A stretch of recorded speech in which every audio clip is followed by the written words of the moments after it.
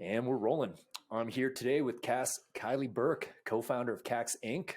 He's been here for a few episodes now.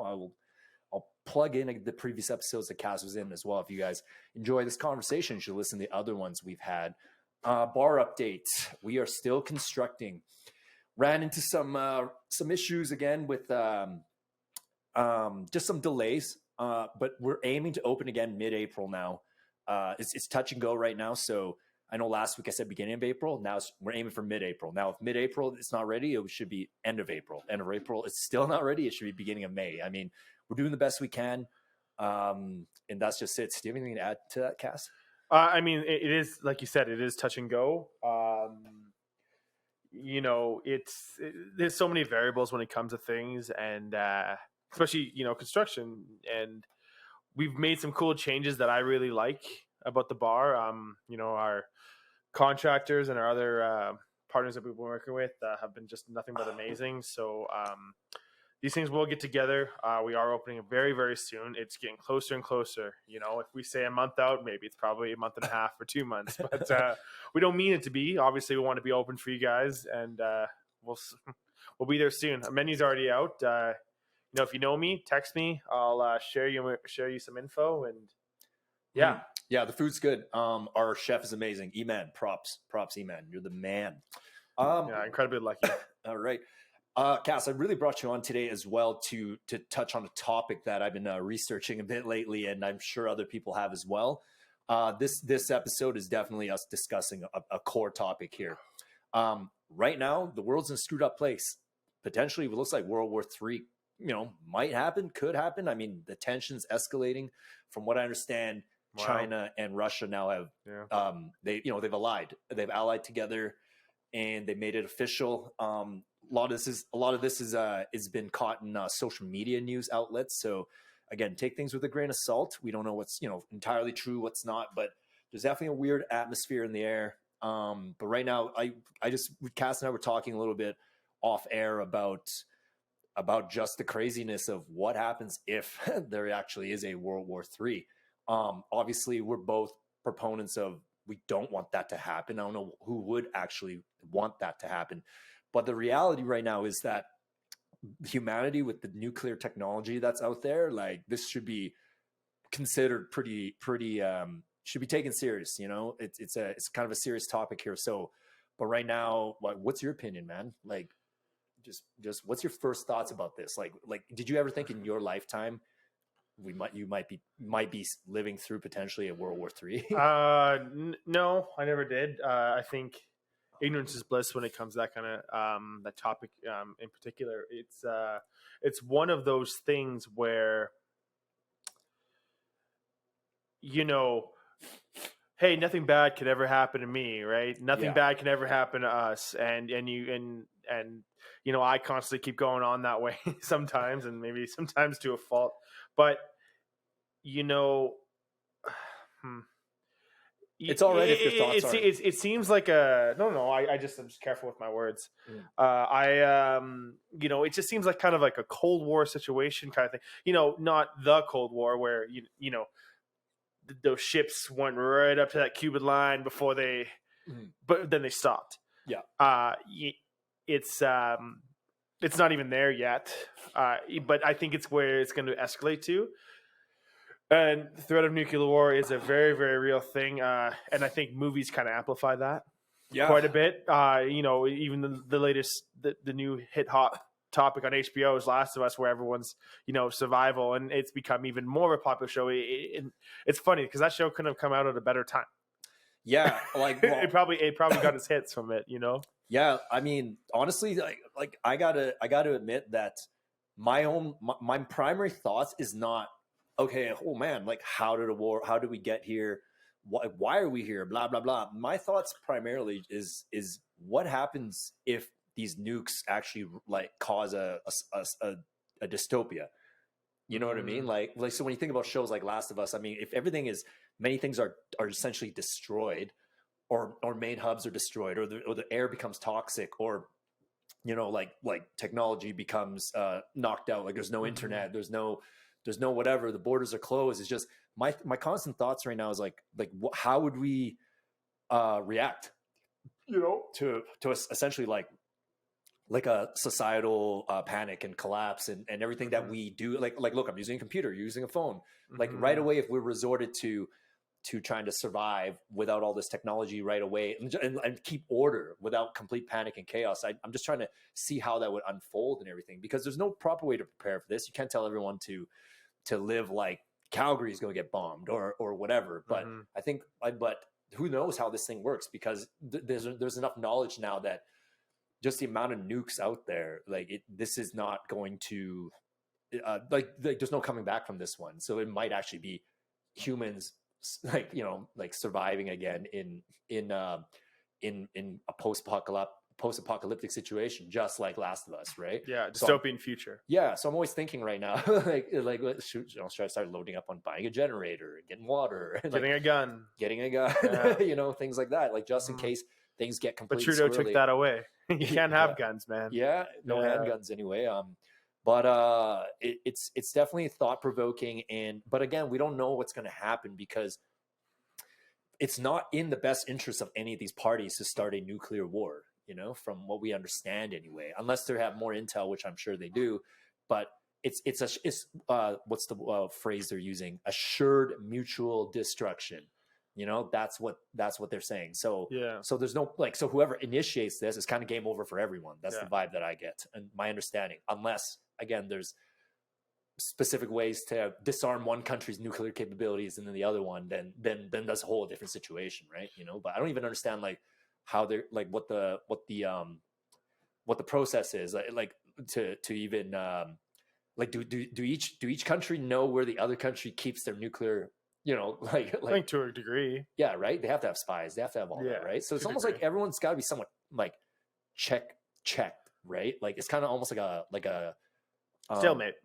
Yeah. So because of that, then it seems like they have to still fight the war classic style, like with people and drone. Well, drones aren't classic, but I mean, just again, the idea of nuclear war it has to be thought carefully. If you were, they also have countermeasures. So say you have, and this is just rough numbers. I don't know what the exact numbers are, but I'm no political scientist. It's say there's 100 nukes from Russia, and there's 100 nukes over in say 101 nukes or 102 nukes in USA, right? Now they all fire. What they're supposed to do is countermeasure. So if a nuke goes in the trajectory, then the US would counter it with another nuke and hit in the air, so they would blow up before they ever got there. It wouldn't necessarily be a nuke on nuke. It'd be like it's air defense. So other missiles would block. It's make almost like a wall of either fire or missiles that the nuke couldn't even get through. Okay. So it's countering the nukes. It's like a counter strategy. Uh-huh. But even if you saved 98% of nukes coming in, it's still Holocaust. Yeah. It's not Holocaust. Sorry, apocalypse, not Holocaust. Yeah. That's a bad word. Yeah. Well, yeah. That was just dumb. Sorry. Yeah. No, I get what you're trying to say. Yeah. Either way, nuclear Holocaust. Yeah. It's horrible. Yeah, I don't know. It's but right now, I mean, I thought about this a little bit more and more, but the reality is there's no sense worrying. I know that's a weird fucking thing to say, but what are we supposed to do per se? Do we just right now start to be let's slowly exit the city and try to find a piece of farm and build a bunker? Well, nothing's happened yet. Nothing's happened yet. But even if it did, it sucks that most of us, I think you and I included, we're just kind of along for the ride. If we're doomed, we're kind of doomed. So we don't make any decisions. No. Yeah, no, it kind of sucks like that. But the shows like Last of Us, things like that, I just been really thinking more and more about it, because I speculate that would probably be how things go down, to a certain extent. People will probably get very weird and crazy and so forget just the environmental destruction, societally, I think it would turn very hardcore very fast. I heard a weird quote from some TV show, but I heard a weird quote. It was everybody's a murderer. You just got to catch them on a bad day. And I think a bad day would be someone coming after your family, and it's a nuclear holocaust out there. That's a bad day. Yeah. And that means everyone's just murdering each other. Yeah, yeah. which is terrible.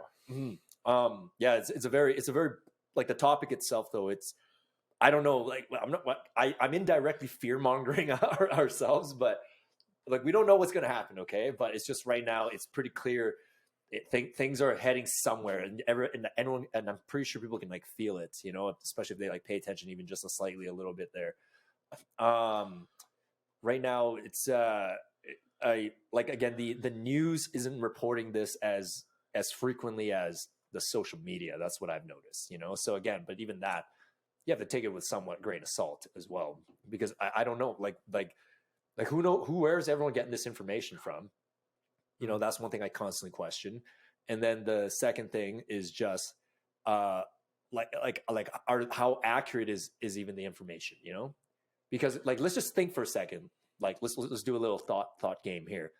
If you ran your own country, right? Mm-hmm. And then like, so say you were Russia, would you want to bomb, you know, the West, the NATO, knowing full well they'll bomb you back? You know, wouldn't that destroy? Absolutely not. Yeah, exactly. So you wouldn't fire. And also considering just you know, trade partners and just basic economics, like you still want the West to be around. You just want them controlled. Yeah. Right. But nuking them, that's not controlling them. That's destroying them. How do you control them otherwise? You know, you gain control of the central banks and start maybe like small wars. Mm-hmm. You know, and get the money flowing in a certain direction. And again, I'm really no expert in this kind of stuff. Even especially in this topic, it is scary. Yeah. I think, you know, one of my friends was talking about one of our buddies, but he was always talking about like Calgary is kind of like one of the safe environments, one of the safer ones, where the higher altitude. I think we're one of the highest in North America for an established city. We're one of the higher ones. You know, most athletes come here to train, mm-hmm. right? We're right by the mountains. Yeah. Okay. So if a nuke went off, the radiation might not come. And again, I don't know these things. I could be just spewing facts on my ass. But you know, I was talking to a few friends, and here's the information, whatever. But that doesn't make sense. But I know that athletes do train here. The oxygen is lower here. Mm. It's you know, when you're running around, you're going to be a little faint of breath because you're higher up. You know, you're this high from sea level. Yeah. Yeah. Well, but you don't know. Like I don't know. Who knows what's you know, who knows what's going to get, you know, chosen as a strategic point of releasing the weapons on, right? Mm-hmm. Yeah. But I mean, so it's again, but there's no sense in worrying. But right now, I'm just more observing everything. You know, I still live my life as if tomorrow is going to be normal and everything like that, because how are we supposed to live? We're supposed to be like super scared right now and like do fuck all? Like no, you carry on until, you know, fear is the definition of inaction, right? So yeah, and you want to still live life to the fullest, the best you possibly can. Sure, prepare. I don't think there's anything wrong with that. And you want to live the life anyone wants to live it, but I think you got to still live your life and enjoy it. There's these great joys in life that, you know, it is a gift. And hey, if it's squandered by the savagery of humankind, then it is. But then you deal with it then. I just don't think that, you know, fixating, I think you have to be a futurist into a point where you can focus on that and be prepared for it, but you still have to enjoy the moment. Yeah. Or else then life just sucks and it's all awful and everything's the worst. Yeah. Well, my mindset is that whatever happens, we will adapt, right? Sure. Like, whoever survives, they will adapt. You know, it's not like so say there's radiation everywhere. I mean, how many dystopian shows have there been, right? Like with this exact plot and this. So it's just interesting to see like what we end up doing as a society. And I'm curious as, you know, kind of like how I would react and things like that as well. But I don't know. I'm like, what do you think about like how could this have been avoided though? You know, I don't think it can. Like, I think human nature. I think if you put 10 random people, 5 men, 5 women, okay, like classic male, man, woman, like on an island, right? And say they were all super pacifists, like peaceful people, right? Mm-hmm. I think within time, a war would break out within those 10. It might start off with oh, there's 5 guys and 5 girls. They're supposed to pair up, right? Mhm. But then no, it ends up being like one guy ends up getting with 2 girls, or 2 girls go with like, or like one girl gets 3 guys, or whatever it is. Next, you know, there's like a jealousy created, right? Next, you know, there's a they try to be civil, but they can't. And then the weird animal instinct part kicks in, that need to compete and take over. Then next, you know, you're fighting. And like, I just don't think that it seems like war is inevitable due to our human programming. Like, it's just, there's no way around it. Like, so we've gone this long without a global super catastrophe, like as in a World War I, World War II. Because as you go back through history, there's always some massive super conflict that has always gone on in every region of the world. So for all intents and purposes, this has been a long stretch as far as I understand. So I'm not saying, oh, it's due time for a war. No, but the reality is, like, these things, I think they're inevitable, man. So it's like, this was going to happen, whether it happened today or maybe 20 years from now. Like, because at the end of the day, every country has their own ways of doing things that the other countries obviously don't agree with. Because if they did, then they would have been allying with that country, right? You know, like China clearly has its the CCP anyway has like their modified communism per se, right? Yeah. And then the West is supposed to be, you know, like free market kind of thing, but everything is a mess right now anyway. so it's like conflicting ideals. Yeah, exactly. It's really what it is. There's right? always gonna be conflicting ideas. Yeah, like, how could there not? Like, I'm trying to honestly ask the question, like, how could there not be conflicting ideas? That's why the pendulum needs to swing from left to right. It can't, but it right in the middle. Just a small swing like this. Yeah. That's when it's at a perfect balance, because radical lefts are crazy. Radical rights are fucking nuts. Yeah. Like, yeah. it's all crazy. So the balance has to be in the middle somewhere. It's right there. You know, like Thanos said, like, all things should be balanced right in the middle. Yeah. And but no one sees it that way, or like, not no one, but other countries, other superpowers, jealousy, like you said, comes in, and it's fucking scary. Mm-hmm.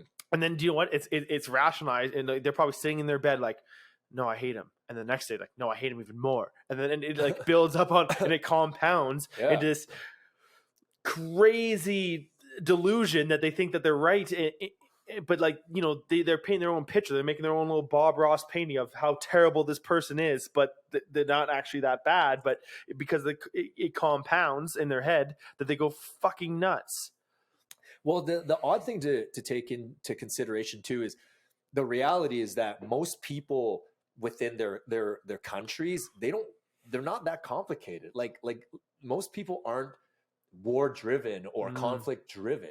Like, they want to just do their thing, get by, and that's it, you know. So but these governments that have opposing ideologies, these governments well, it's really true. I mean, like, I touchy subject, but, you know, like, there's been documentation in social media and other news outlets that a lot of, like, these Russians and Ukrainians, like, they don't want to kill each other. Like engaging in the field is at a standstill. Like, you know, I know someone who has relatives in Kiev, and then he was telling me, like, yeah, like, it was literally like out of a movie. Like, Russian soldiers were like standing like near wherever they were, and they weren't attacking because, you know, they kind of, you know, were misled as far as why they were there, and then they end up having dinner with that family, you know, because they were hungry, you know. And like, so it just shows again, like, it's like a lot, like, oftentimes it's not even the soldiers, like, it just makes me realize again just how bizarre we are as a species, you know.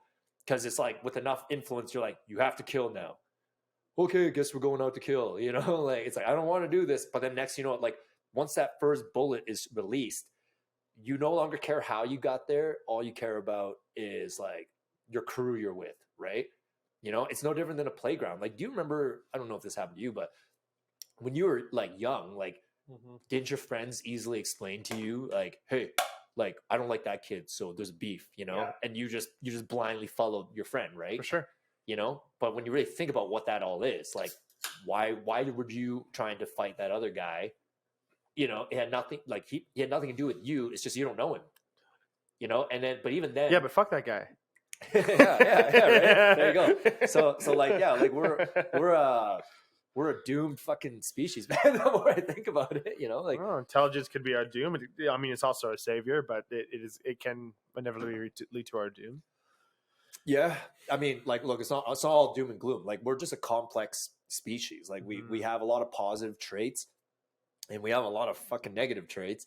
And the key is to try to consistently do the positive traits, but there's so many negative, hypocritical, contradictory traits that arise and they overtake us. Like, for instance, like, classic example of, hey man, I want to be healthy.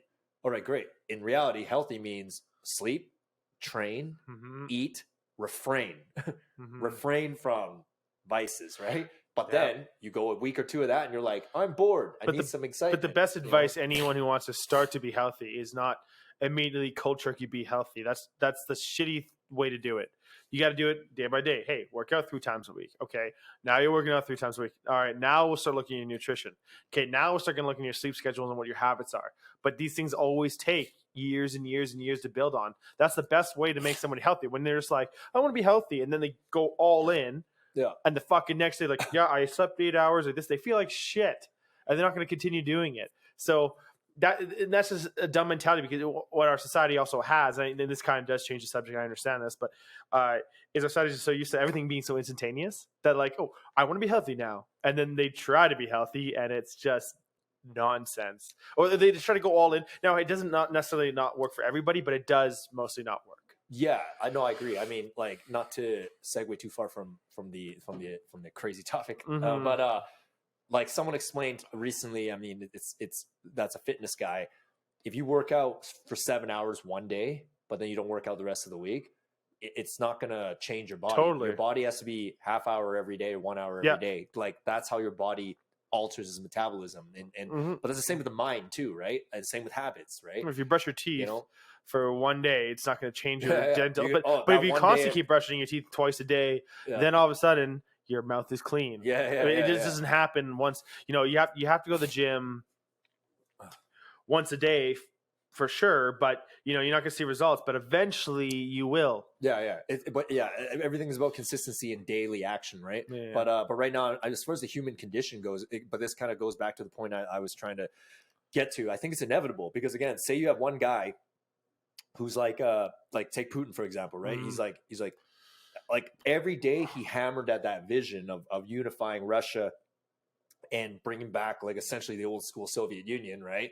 Like by the time he gets confronted with an issue such as, like, whether or not Ukraine should have been a proxy state or a buffer zone, he's just so all in on his idea, right? Yeah. That there's no turning back. This is what he knows now. This is the habits that were built in. It's like, we're talking about day after day, year after year, right?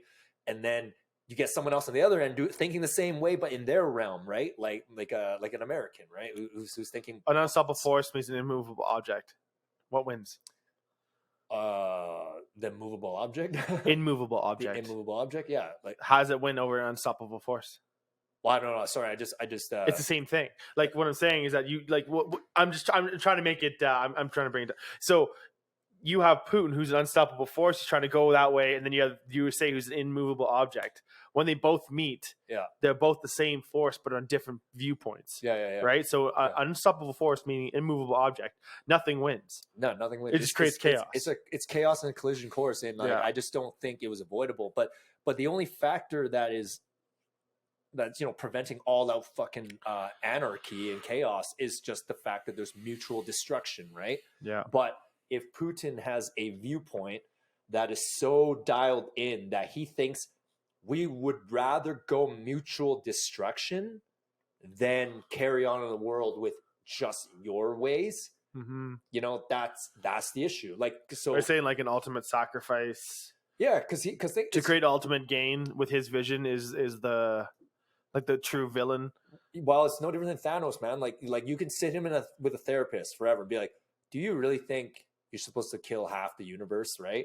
And Thanos is like, more than ever, So that's it. So then it's like same with Putin. It's like he's probably at a point now. It's like, okay, if you fire a nuke, then the game. It's literally like a game, like a board game on a table. Like, you're just tossing a table up. The game is over, right? Yeah. Like, for everyone, including you guys. Yeah. And he's just like, it's either we get our way, like as in that territory belongs to us, but there's a lot more complications to his ideas, because if he gets that territory, what's stopping him from regaining all the other territory the Soviet Union lost, right? But it's either that or we're finished. Like we don't play at all. Like as in, like no one gets to, like, because everyone who runs their own countries believes their ideology is the right one, just like religion, just like everything. Like those people believe that's actually the right one, and then they live their life according to that. But at the end of the day, it's what's that word called? It's called martyrdom. In their mind, they're a martyr. Like they believe that I'm doing the right thing. Like you guys are on crazy pills, not me. You guys. So I'm giving you a chance to back out of my territory that he believes is his, and then the other side has a whole other objective, another opinion of no. Like you don't have that territory. That territory is sovereign. What about the pact we made in 91? It's like too long ago, things changed, like, and then it's like, we're going to free them up. But then, there's all these conspiracy theories about like it's really just about resources at the end of the day, and this and that, and money and economics. And like I don't fucking know, man. But it is just so bizarre how it's just inevitable. These things happen. Look how much conflict occurs in anyone's life. And like when there even shouldn't be conflict, Yeah, it's like they're seeking it out, is what you're saying. Yeah, is that what you're saying? Inevitable. Yeah. Like we just always have conflict, even when we shouldn't. Like most people's lives right now should be, as for all intents and purposes, it should be pretty sweet. Like food, shelter, clothing. Unless you can fucking watch anything you want. Exactly. You can download it the next day. You're fucking there. I'm just watching, but you can fucking order goddamn beer to your door. You can do anything you want. When you look at the pygmies in South Africa, they go out hunting for 12-hour days and just to find food. Then like, well, why you used to hunt and find your food? Like, I order on skip the dish and it rise to my door. I don't even have to fucking leave my couch. Yeah, like the world we live in is incredible. And things are so accessible, and it's awesome. It really makes it's so streamlined. Like we can run, like not to mention, but we run our business off of our phone. Yeah, exactly, man. The world's in a very miraculous place, and like it's so bizarre that right now somehow with all this good shit, there still is a war coming. Like it just shows you. Like, oh, Shawn, that's such an ignorant statement you just made. Like it's like, no, who said that? No. I'm just talking to myself. For people who think like, oh, you sound like an out of touch peace hillbilly type guy, right? But it's like, no, but it's not true. It just seems like we are built for conflict. Like we're built to, when things are going good, to fuck it up. Simple as that. To find a reason to fuck it up. Like it's almost like it's innate. It's some kind of leftover. I guess it makes them feel important. Something, man. Like I mean, I believe like human history is essentially like history of conflict and fighting and war. Like I heard that on like a history podcast. I either heard it from Joe Rogan or Dan Carlin, but it's so it just, but this is again like why is there a close to a nuclear threat? Like why? Like we think about how everyone has shit going on. Like how are we still getting into this mess? In fact, even crazier. Now we have. It's not crazier than the Cuban Missile Crisis, but it is crazy. It is crazier now, Kass, because there's more countries now with more nuclear capabilities than ever. Yeah. Like it's just so fucking So he's just nuts. saying that, there's a higher chance of a loose cannon. Everywhere. Yeah. But why? But why is there loose cannon? Like we trade globally. Like, again, it's like half these Ukrainians that have to go to war against Russia. No more conflict. Why do you like all, I don't know, fucking, why do you like, why does everyone like sexy erotic novels? Why does everyone like fucking action movies? They want people want conflict. What you're saying, it's humans are designed to compete, not necessarily conflict, but they need to try Purpose. To win at something all the time, right? It's like again, like why can't we all get along? You know what I mean? 100%. It's odd. Like why can't we all get along? I don't think it's possible. I think with time, that even if you had most peaceful time, it's like, it's like there's something in you that has to create like a maybe. Crazy I think what we need is active listening and active understanding. And that's what's the problem. Like, no one's actually sitting there and talking, like hearing the other person. You know, you've heard me say a million times, I think I'm the only one not on crazy pills because I'm talking to people. And I'm pretty sure I'm talking pretty fluently, and I've always checked myself in my language, like in how I'm talking, how I'm communicating, but no one is actively listening. When you say active, you mean like open to actually what you're saying? Yes, just active. I can only speak for myself, of course, right? But that could be anything. Like, you know, I may not understand the turmoils that somebody else did, but I'm here to listen about it and then try to understand it. Yeah, you're talking about empathy ultimately, and but they lack of it because there's no active listening, and that's the issue. There's nothing that's, hey, I'm sitting here to try to understand you. Like, you know what? No, fuck you. I don't understand what you're doing. Fuck you. I'm shut off. That's ridiculous way, because then you're never gonna better yourself, and you're never gonna learn. Yeah, to piggyback off what you're saying here, and tell me if you agree or disagree, but it seems like the empathy, it's evolved into a bizarre state because everyone knows what empathy is, yet there's way less empathy as far as people's actions go because culturally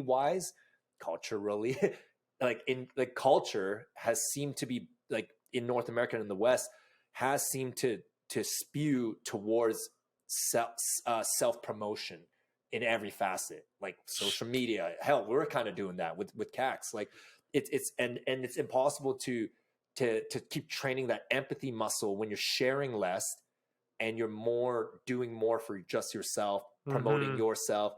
It's literally like, if you can draw this, if you can connect this parallel with this example I'm about to lay out, but it's literally like, I don't want to smoke anymore, but you keep hanging out with a dozen smokers. Yeah. Low chance you're not going to smoke, right? You know, so it's like same thing. You're like, oh, I want to be more empathetic. So it means I want to think about others more. But everyone around you is Instagramming it up, TikToking it up, like everything's me, and like, and then like, and then all getting of a sudden, gratification on likes. Yeah, and then all of a sudden you're like, hey, well, I guess I'm gonna partake on this, and next thing you know, then the whole culture has shifted into something different, and right now that kind of goes back to what self-proclamation is what the problem is. I think I don't even know necessarily it's a problem, Kass. No, like proclamation, like self-proclamation, like self-promoting, I don't. But again, yeah, no, I didn't get what the word was, but now you explained it. But like, okay. No, but still, like, I don't think that's the issue. Because a lot of good has come from this as well. Like, it really has. I mean, like think about all those people. So think about all those hot women that have now found their entrepreneurial spirit by putting their feet out. Their feet out. I was thinking more of their butt out on photos and whatnot. Yeah. Like literally, like making a full-on living. Like someone the other day was, it was funny. He was saying to me like, hey man, like those are useless skills. I'm like, you realize they're making a video every day, editing it, putting it up. Yeah. Like it's like they're actually learning discipline. They're learning work ethic. They have to work out too. Yeah. And like, so, but again, this whole genre of entrepreneurship from being an attractive girl, it's fascinating, right? Like, it's like now these people make as much as an engineer and maybe more, right? So, but this, most of them make more. Most of them make way more, yeah. Yeah. So it's like, but again, it's fascinating because like this didn't exist. Like, there's no shot at that. Even like 30. Like, how could you even have explained this? And don't forget about equal pay for women then. Hey, for right now, like, I mean, like there might be a equal pay for men who's trying to be all sexy on the internet and make money off that. Because they're not making as much for sure. But you want not that you know of, right? Because like the circles you travel in, especially on the internet, are not about. Come on, Shawn, you're not watching men flexing their asses, or if you are, for their I mean, hey, that's cool. Glute development in their workouts. Yeah, that's it. Yeah. But hey, there could be like OnlyFans for guys and other guys watching. Okay, I don't know. That's what I'm trying to say, man. Like, I don't know. Like OnlyFans for women, I speculate they make way more than the guys who do OnlyFans. I speculate on the most. From what I've seen, I'm sure like when you look at the porn industry, right? Like who's the one really making more money? It's predominantly women are making more money than the men. You know, you got Johnny Sins, and you got like. Sure know a lot about this Johnny Sins. No, I'm actually blanking. That's the only male actor I actually know. Ron Jeremy. Oh, Ron Jeremy. Okay. Yeah. Nikki Blue. I just started Who's Nikki Blue? You've seen Mickey Blue. Oh no, wasn't there another one? Pete some fucking Pete Holmes. Oh my God. No, it's not Pete Holmes. No, Peter Pete North. Holmes is a Peter fucking North. Peter North. Peter North. Yeah. And But how I know about him is I was listening to John Holmes. Sorry, you ever watch Holmes. what's that radio show? Dr. Drew. Yeah. Yeah. He used to be on X929 at like 11 Yeah, o'clock at night. Love Line. Love Yeah, Line. yeah, I used to yeah, listen to it all the time, and Peter North was on it, and that's how I know who he is. I probably have seen the porn, but yeah. So adamant. That's how you know who Peter North is. I can tell you right now, when I do watch porn, I don't look at the names very often. Yeah, neither do I. By pure chance, how I rattled off a whole long list of names. Yeah. But that's on the male side. But like, females, okay, I can probably list a few. You know what I mean? And it's a clearly more female dominated industry, just much like but that's what I'm saying. It's like pharmaceutical sales, nursing, teaching. But that's what I'm saying. It's funny because some women athletes want to get paid as well as the men, right? But it's like that their sport just doesn't have that demand. But like we can kind of argue the same thing for like guys who want to make as much money as the women. Yeah, because any guy can stand and cock. Here you go. Like you got a fluffer on the side, and here's a standing cock, and you're good to go. Okay, all right. That's the porn industry. Yeah. Hey, Kass, we were supposed to talk about World War III, and somehow we ended up talking about loads of fucking male porn stars that somehow we both know. Honestly, names. Every conflict in this world can be solved with sexual tension. Okay. What is that supposed to be? Well, we just went right back to sex. Are you saying Putin hasn't been laid in a long time, and Putin just needs to get laid? He just needs love. Yeah. He just needs some love. Yeah. Okay. He needs a woman to say, "Hey, are you think you're being a little silly? You're being a little silly." One of his lieutenants just like, Vladimir, come here. And then he's like, what are you doing? And then he's just gives him a reach around. He's like, oh, I feel much better. What was that thing from South Park with the cream free? He's just like, he's like, I need my cream free. It's my secret ingredient. I have to go there. Hey, Randy, can I just try something? Oh, Sharon. Oh, an old fashioned. Okay, sure. I'm gonna go to bed. Love you. You're not gonna go cook? No, cooking's gay. All right. Good old South Park. Yeah, that was just like because he was trying to press Gordon Ramsay. Well, it wasn't Gordon Ramsay, but anyways. Yeah. And Jamie Oliver's on there. What about the children? Yeah, you know what? This last part of this conversation just shows me we're definitely doomed. We could even take an apocalyptic conversation like to its full potential and without fucking resorting to talking about dicks and balls. All right, man. Well, in that point, hey, thanks for having me again. And no, it's a pleasure. And yeah, we're still working hard opening the bar. And on that note, guys, feel free to comment and let us know what you think. Like, are you scared about, or do you think that World War III will end with an old fashioned?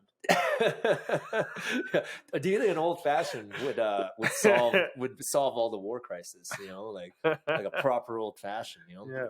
And to people who never watched South Park, old fashioned is a code for a hand job.